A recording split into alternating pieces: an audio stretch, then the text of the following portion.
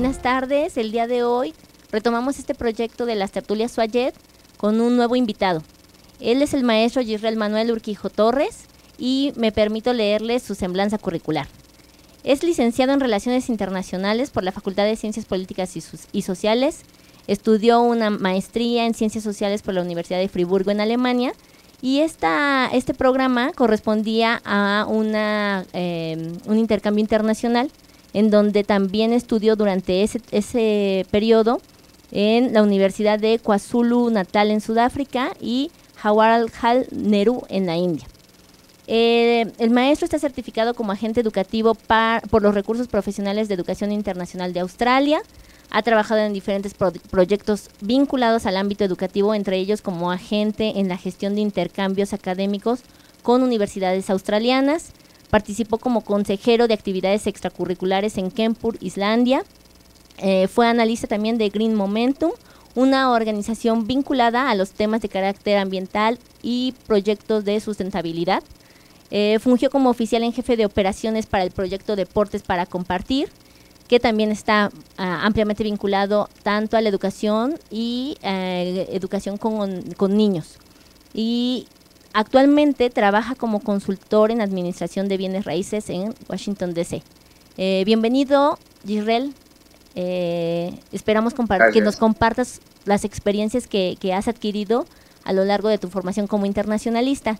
Te comento que estas tertulias, esta entrevista está orientada a que justo nos digas qué de tu formación como internacionalista te ha servido más en el ámbito profesional, cómo has tenido que irte adaptando a esos cambios o qué herramientas de tu formación has tenido que fortalecer, que mejorar para poderte insertar en el ámbito laboral. Entonces, bienvenido y te doy la palabra. Muchas gracias, Alba. Pues te empiezo a contar un poco sobre mí. Como mencionas, soy egresado de la UNAM de la carrera de Relaciones Internacionales. Posteriormente hice una maestría en la Universidad de Freiburg en Alemania, un programa internacional bastante interesante con un enfoque de globalización para entender el impacto de la globalización en distintas sociedades. Por eso fui a Sudáfrica, la India, y una perspectiva muy interesante, no solo de haber estudiado en esos lugares, pero de haber vivido, tener que adaptarme a esas pues costumbres, culturas diferentes, con todo lo que ello implica. Una experiencia muy grata, una gran experiencia de vida, no solo en el ámbito académico, sino a nivel personal también. Y después de eso estuve, como lo comentaste anteriormente, estuve trabajando en México en la organización que actualmente se llama Educación para Compartir, que cofundé en 2007 junto con Dina Buchbinder y que ahora está en 5 países. Ahí fungí como director de operaciones y a partir de esa experiencia me trasladé a Washington, D.C. en 2015 para dirigir el capítulo local en Estados Unidos. Estuve ahí hasta 2016, agosto de 2016, llevando a cabo los proyectos en la oficina de Washington, D.C., trabajando con escuelas locales para incrementar el número de participantes, también obtener más fondos para expandir las operaciones. Y en octubre, noviembre de 2016 se presentó la oportunidad de dar un giro en mi carrera y entrar al ámbito de bienes raíces, donde pues es una perspectiva muy diferente, trabajar directamente en el sector privado con los clientes que directamente estoy trabajando para ayudarles a conseguir adquirir o comprar o vender sus propiedades en Washington, D.C. Y algo que me gusta mucho es que la mayoría de mis clientes son personas de todo el mundo. Son clientes internacionales que llevan en Estados Unidos 1, 2, 3, 5 años y que tal vez no habían pensado en dar este paso, realizar este sueño, el típico sueño estadounidense de adquirir una vivienda, y que al trabajar juntos y empezar a platicar se ha dado esta relación para lograr este objetivo. y que es un objetivo que también yo tuve y que el año pasado, al estar trabajando en esta nueva etapa, también conseguí comprar mi primer condominio por acá. Entonces es ver esa parte eh, igual aplicada hacia mí. Ahora, ¿cómo se relaciona mi formación como internacionalista con lo que estoy haciendo actualmente? El haber estudiado a diferentes sociedades, cómo interactúan las personas de varios países, me permite actualmente tener una relación muy constructiva con mis clientes internacionales, porque puedo entender cuál es el contexto del que vienen, qué es importante para las personas de diferentes culturas, la forma de comunicarse, los objetivos que persiguen tanto a nivel individual como familiar y comunitario, para poder trabajar de una mejor forma. Y algo que estoy haciendo, además del tema de bienes raíces, es que Washington DC es una ciudad que se presta mucho a construir y tejer redes.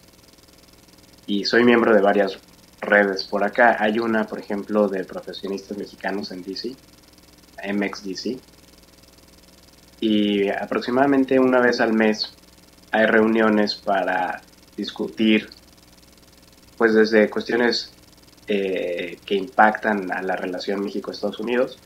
Las elecciones en México, por ejemplo, fueron temas de debate que tuvimos en los meses anteriores. Y también cómo, siendo mexicanos en Estados Unidos, particularmente en DC, cómo presentamos una posición conjunta frente a varios temas.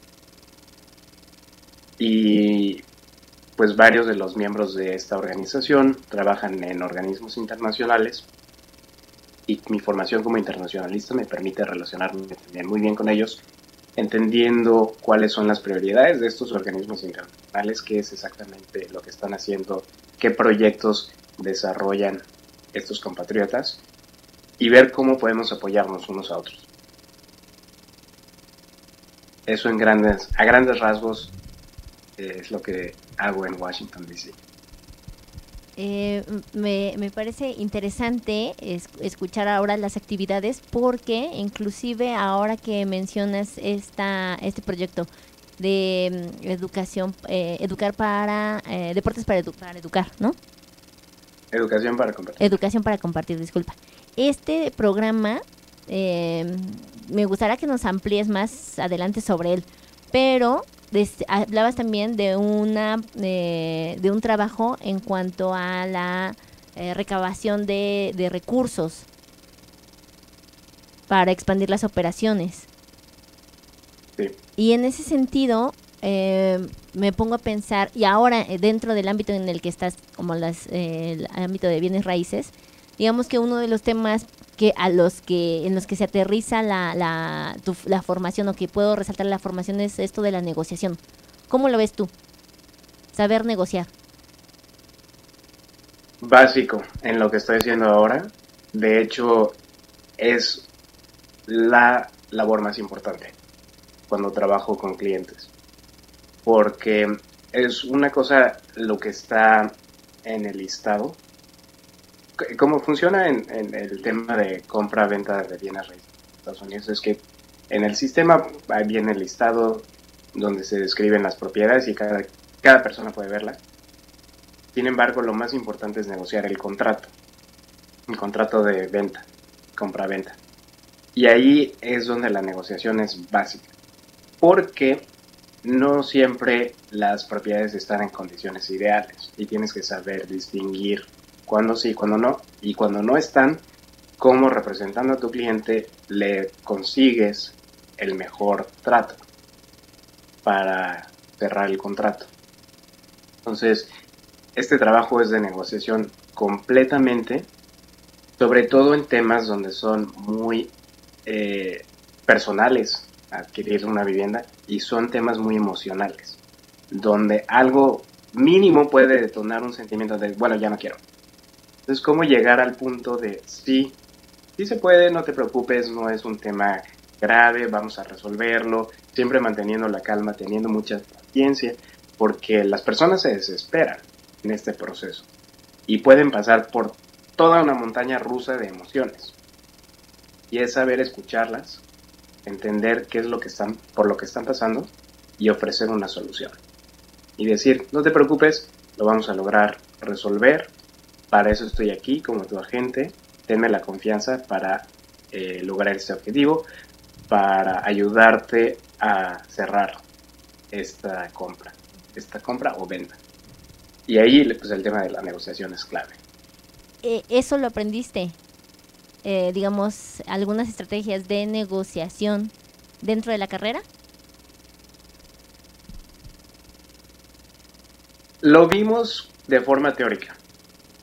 En alguna clase, creo, de negociaciones internacionales, llegamos a hablar como, incluso creo que en los modelos de Naciones Unidas también pues, se trabaja mucho esto. Sin embargo, ya en la práctica, tras realizarlo todos los días y que las palabras que utilizo, el tono que utilizo y cómo lo comunico hacia los otros agentes, hacia el cliente, la contraparte, etcétera, es clave, porque eso puede hacer que la transacción no continúe o no continúe. Básicamente que las personas digan sí o no, a partir de qué tanto avance o no avance la negociación.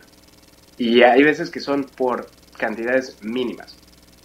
Por ejemplo, hace un par de meses tuve un cliente que estaba comprando una casa de pues bastante dinero, arriba de $1 millón, y la negociación se trabó por reparaciones mínimas por $2,000. Y entonces fue utilizar una serie de estrategias de comunicación y negociación para destrabar esa negociación y poder cerrar esta compra. ¿Recuerdas la nacionalidad era estadounidense, la persona? ¿Qué era? Holandeses, clientes.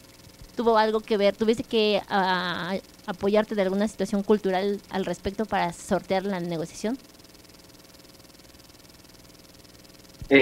Lo que siempre hago con mis clientes es que al interactuar pues muy seguido con ellos en todo este proceso, intento conocerlos más allá de ponerles un número de transacción, es quiénes son estas personas, de dónde vienen, cuál es su contexto, cómo se comunican en su país, para que yo pueda comunicarme mejor con ellos. Entendiendo que en Holanda son directos, que les gusta tener claridad en ciertos puntos, que todo debe estar por escrito y bien definido, y así mi comunicación con ellos. Entonces, entendiendo cómo cada cultura es diferente, me ha permitido trabajar con personas de distintos países. Por ejemplo, tuve esos clientes holandeses, he tenido clientes de Etiopía, de Japón, de México, de Colombia, de Estados Unidos, de India. Y quiero entender que con cada uno de ellos las estrategias varían, tanto por el objetivo de la negociación como por la cultura con la que estás tratando. Sí, aunque lo más importante para mí es entender que estoy lidiando con personas que independientemente de la nacionalidad, del contexto, etcétera, todos o prácticamente o casi todos van a pasar por la misma ruleta rusa de emociones. Y entonces, ¿cómo puedo ser yo el vehículo por el cual ellos entienden el proceso y pueden como desahogar las frustraciones, la alegría, la emoción, todo, y canalizar todo eso hacia la consecución de un objetivo?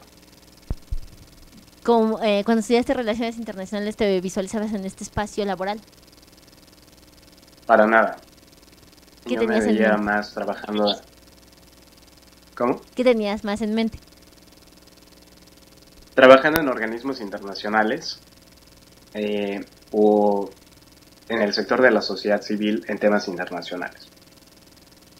En Washington, D.C. hay muchos organismos internacionales. Está el Fondo Monetario Internacional, el Banco Mundial, el Banco Interamericano de Desarrollo, organismos regionales de la ONU, la Organización Panamericana de la Salud, etcétera, la OEA. Y muchas de las personas con las que interactúo y algunos de mis clientes trabajan en estos organismos.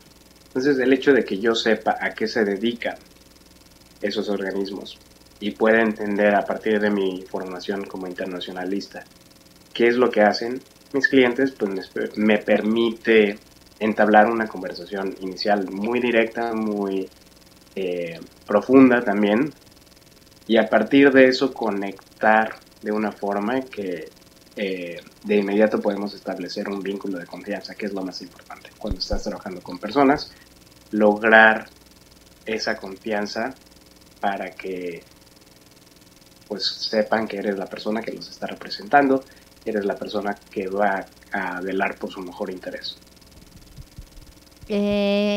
Cuando hacía lectura de tu CV, comentabas esta experiencia de realizar un máster y en la Universidad de Freiburg en Alemania. Y mi pregunta va enfocada a qué tan pertinente crees que sea el desarrollo de estudios de posgrado, y de esos estudios de posgrado se puedan realizar en el extranjero para un internacionalista. Digamos, tu experiencia antes de lo que actualmente realizas, obviamente estaba vinculado a los temas de la educación, estudios de posgrado, eso que me comentas de organismos internacionales como un objetivo, y y entiendo que fuiste tomando los pasos para llegar a ese objetivo, aun cuando no se consiguió, eso te sirvió para algo. Hoy en día, ¿cómo ves la pertinencia de estos estudios de posgrado y hacer una estancia o buscar un espacio de estos estudios a nivel internacional, en el extranjero? Yo creo que es fundamental, no solo por la cuestión académica, que esa pues sí es muy importante realizar estudios fuera de tu zona de confort, pero más aún en el aspecto personal. Te da una perspectiva única, te da mucho crecimiento, que no lo vas a obtener si te quedas en tu contexto donde todo es conocido, es cómodo, es tu mismo idioma, son las personas con las que creciste, que conoces, etc. El salir e ir más allá de las fronteras, realizar estudios en otro idioma, ver cómo vive la gente en otros países, cómo se relacionan diferentes culturas y estar atento a poder adaptarte, identificar cómo eres tú también en un contexto pues similar o diferente al tuyo, te ayuda a crecer como persona. Y eso es lo más importante, porque no somos solo profesionistas, somos personas que tenemos una labor en el mundo, que estamos aquí para contribuir al mundo. Y si tenemos una perspectiva mucho más amplia, mucho más rica de cómo viven las personas, no solo en tu país, sino en otros lugares, te va a permitir también expandir tu perspectiva, tu empatía, tu forma de entender la sociedad, y te da un crecimiento personal fundamental. Ahora que mencionabas esto, que algunos de tus clientes con las personas que trabajas forman parte o están cercanos a estos organismos internacionales, y que el saber de ellos te permite acercarte, digamos, tener una cercanía ya con estos clientes, ¿no? Sí. ¿Consideras que la cultura, digamos, no solamente estudiar las teorías, ¿no?, de relaciones internacionales, no solamente la parte estadística, la parte comercial, sino algo tan importante como es los aspectos culturales, ¿no?, de lo que sea, inclusive incluyendo deportes, porque no sé también hasta qué punto el conocer de otras áreas, ¿no?, arte, música, ¿te ha servido para familiarizarte, para hallar esa cercanía con los clientes? Totalmente, porque cuando tú conoces a alguien de otro país, no le vas a decir, oye, tu gobierno y cómo funciona la política exterior de tu país, etcétera, etcétera. Te vas a conectar con lo que la gente sabe y con lo que la gente siente.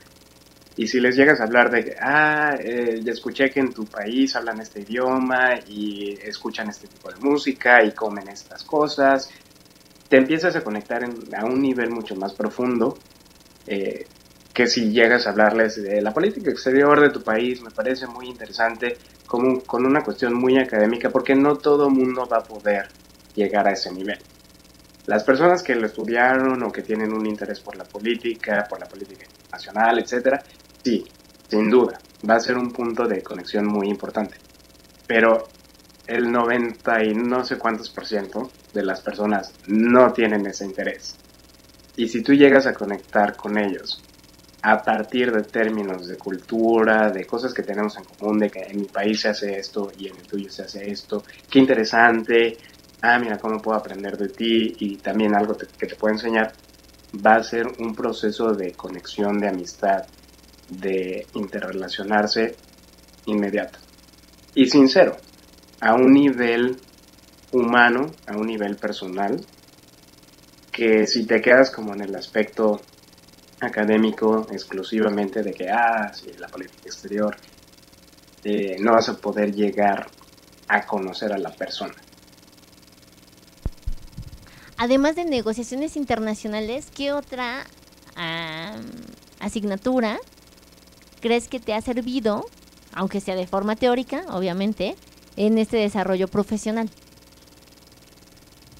Yo creo que más allá de alguna asignatura en particular, el hecho de aprender a pensar críticamente, de estar informado del acontecer mundial, nacional y local, de poder hacer un análisis de lo que sucede aquí, allá y en el otro lado del mundo, es lo que me permite también saber, cada vez que platico con una persona, oye, escuché que en tu país está pasando esto, ¿cómo ves esta situación?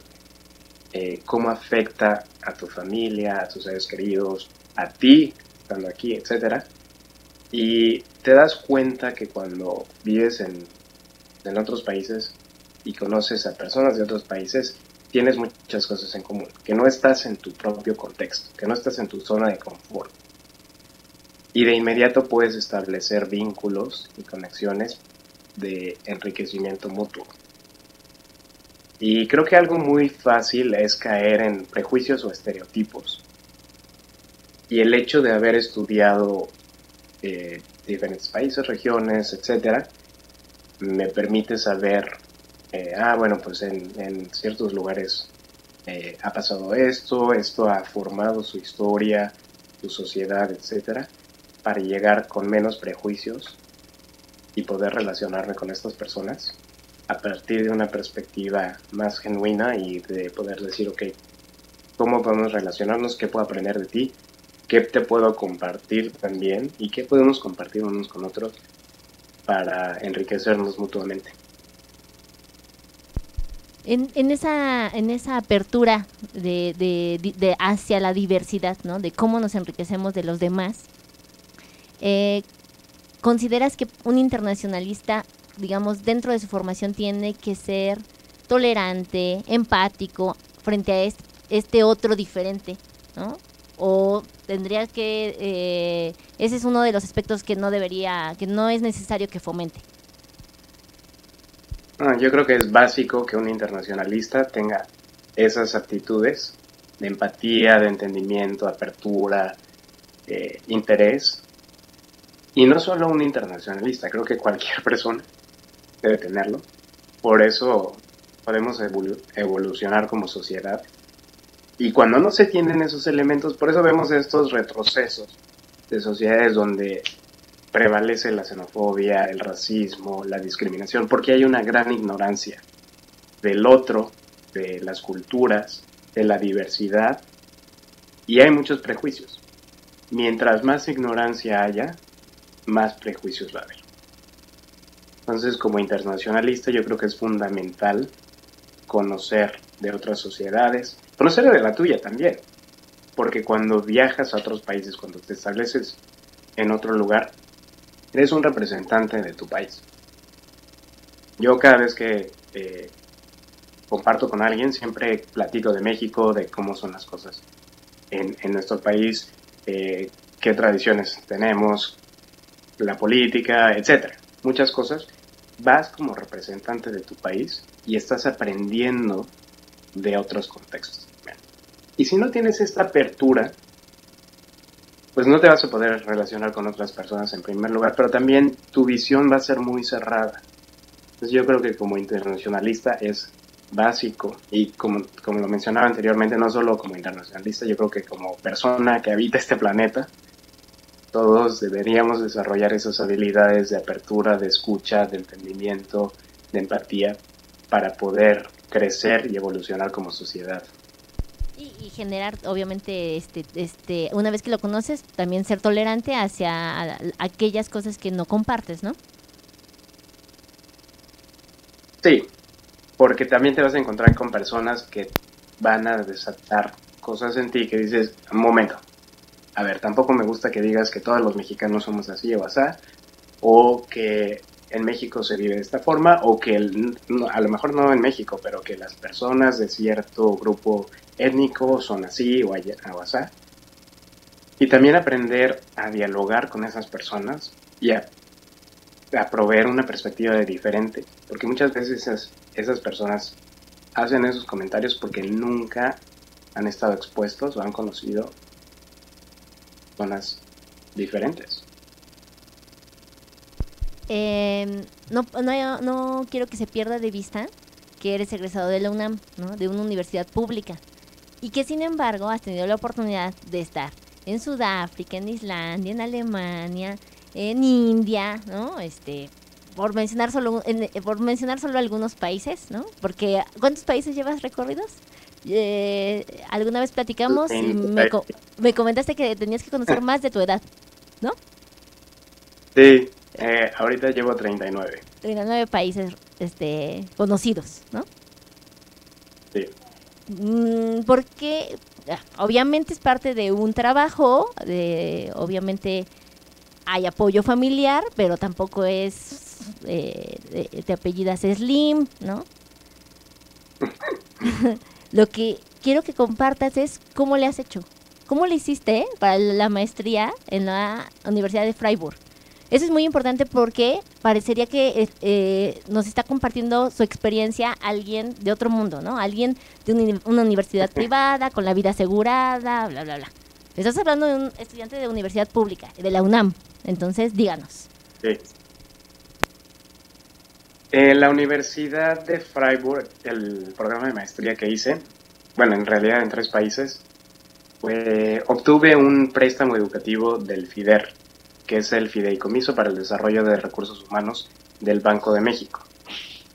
Y ahí tú aplicas, te piden ser aceptado, ya tienes que estar aceptado en la universidad y el programa, y tú solicitas un monto específico en pesos, y eso pues te ayuda para que cuando lo tienes que pagar de vuelta. Yo ya afortunadamente lo terminé de pagar el año pasado. En pesos me ayudó porque cuando hice la maestría fue un poco difícil porque me tocó la devaluación, la crisis del 2008, yo estaba en plena maestría, que el peso se devaluó horriblemente, pero para pagarlo después fue más sencillo. Ese fue para la maestría. Hice un año de la licenciatura en Australia y ahí fue a través de una beca de la SEP y de un organismo, de una organización australiana que se llama IDP Education Australia. También fue un programa del gobierno de Japón llamado Banco Mundial de la Juventud, que también era todo pagado por el gobierno de Japón. Y todas estas oportunidades pues las fui buscando en diferentes sitios. El programa del Banco Mundial de la Juventud no lo organiza, pero la convocatoria la saca el Instituto Mexicano para la Juventud. Y ahí yo estaba muy al pendiente siempre de qué programas había, a qué iba aplicando.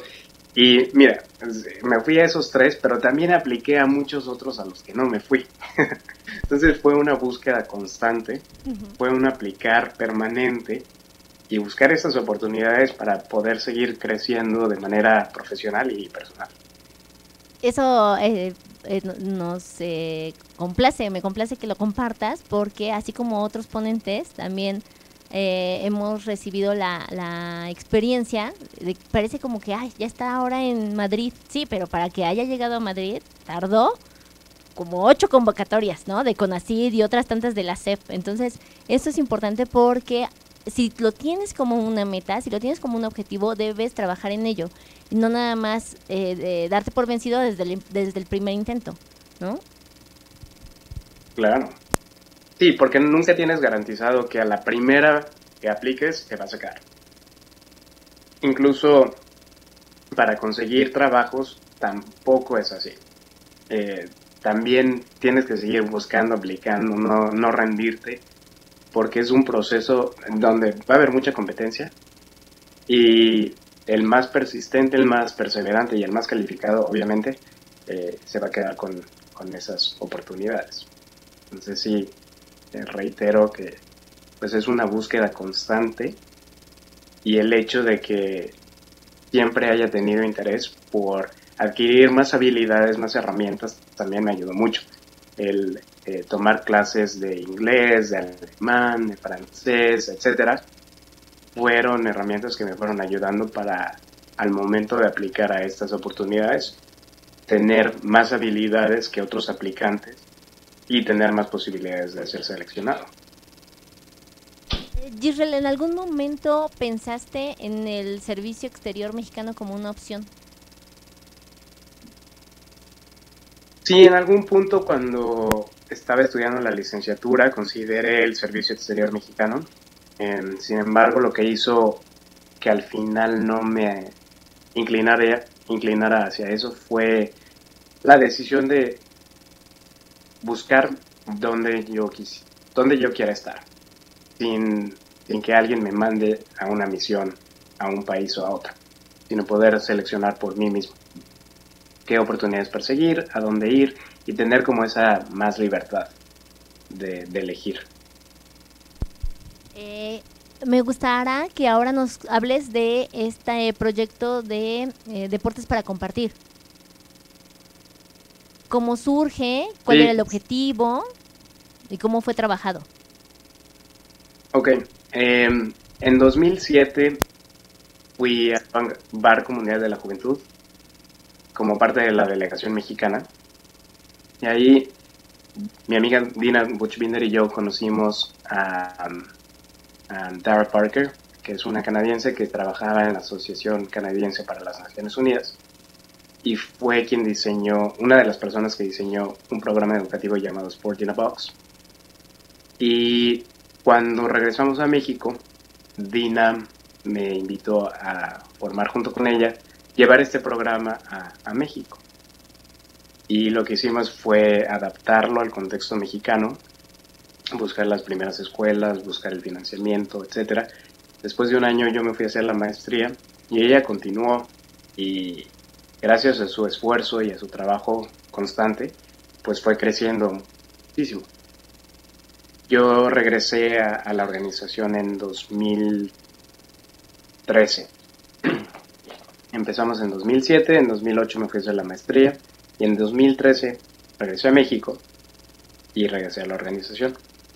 Actualmente está en 6 países y lo que hace la organización es desarrollar programas educativos para niños utilizando los objetivos actualmente los objetivos de desarrollo sostenible, en aquel momento los objetivos de desarrollo del milenio, como contenido educativo y desarrollar juegos mediante los cuales las niñas y los niños van practicando valores cívicos, van aprendiendo sobre los retos globales y van proponiendo soluciones. Porque la idea es tener un círculo virtuoso donde entienden, generan conciencia, practican valores y proponen soluciones, para así volverse agentes de cambio en sus comunidades. Estuve en México y luego en Estados Unidos. En Estados Unidos desde enero de 2015 hasta agosto de 2016. Fue una experiencia muy rica. Aprendí mucho cómo funcionan las organizaciones en Estados Unidos, que la forma de operar es muy diferente a como se hace en México. Es un trabajo, pues fue un trabajo muy rico. Aprendí bastante de temas desde recaudación de fondos, marketing, mercadotecnia, temas operativos, comunicación, etcétera, hasta trabajar con un board, con un consejo.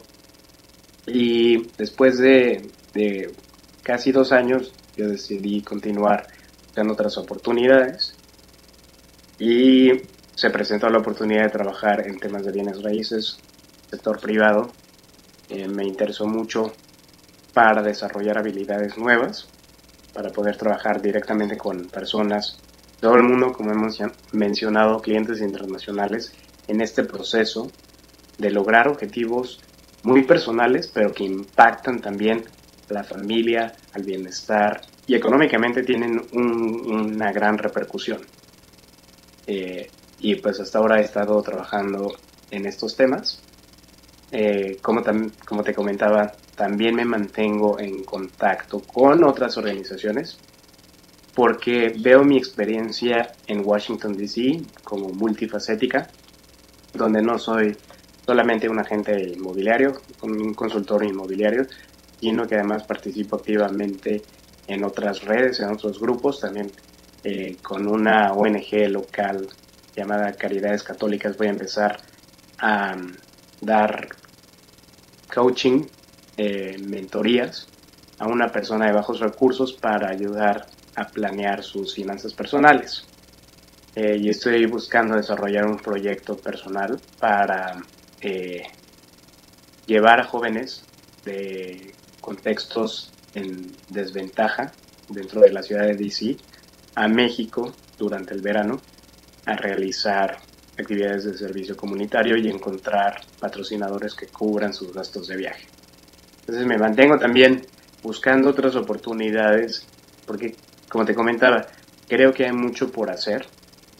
Y algo que también me gusta mucho es que aquí en Washington hay mucha organización de comunidades, de diferentes comunidades, y quiero participar más activamente con la comunidad hispana en DC para buscar cómo dar una voz, una mayor voz a los hispanos en Estados Unidos, sobre todo en los tiempos que estamos viviendo.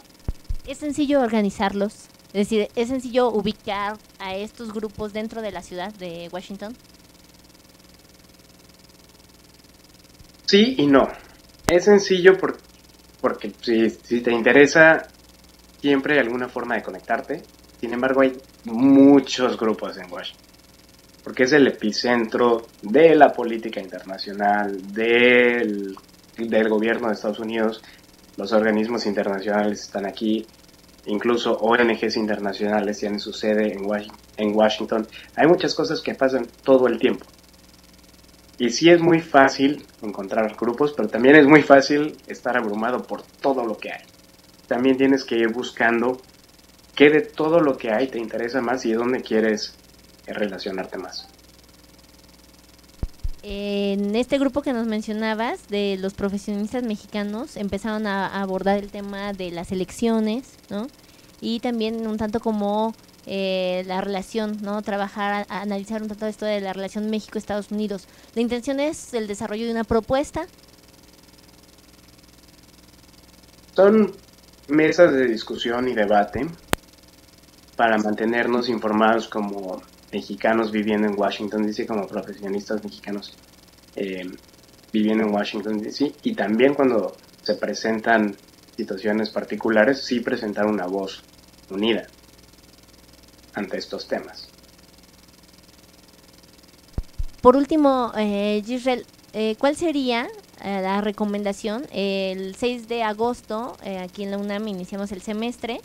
Debo comentarte que los alumnos que ingresan son, particularmente de mi grupo, son de primer semestre.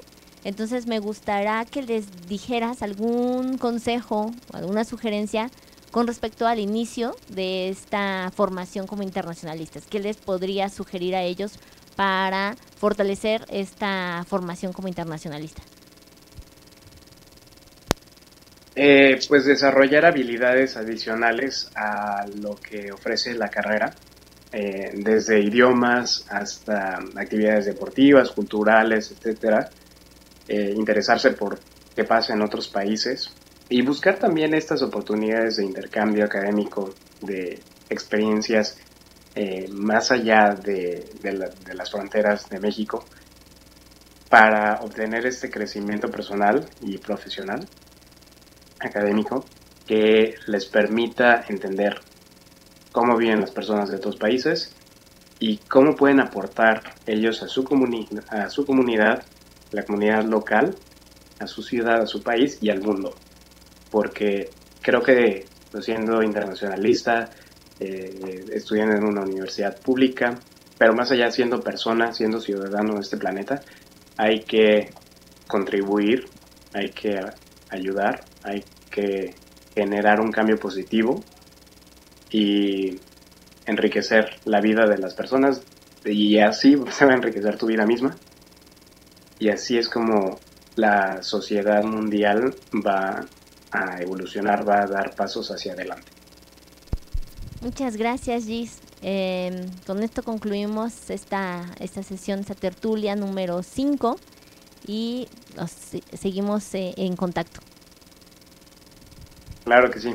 Gracias y mucho éxito a tus estudiantes. Échenle muchas ganas y ánimo con esas oportunidades dentro de la universidad y fuera, porque hay mucho que aprender y hay mucho por hacer, pero también hay mucho que compartir. Muchas gracias al maestro Yisrael Urquijo Torres por su tiempo y compartirnos sus experiencias. A ustedes gracias por estar al pendiente de las tertulias Fayet. Continuamos desarrollando este proyecto y los esperamos para que la sigan disfrutando. Gracias.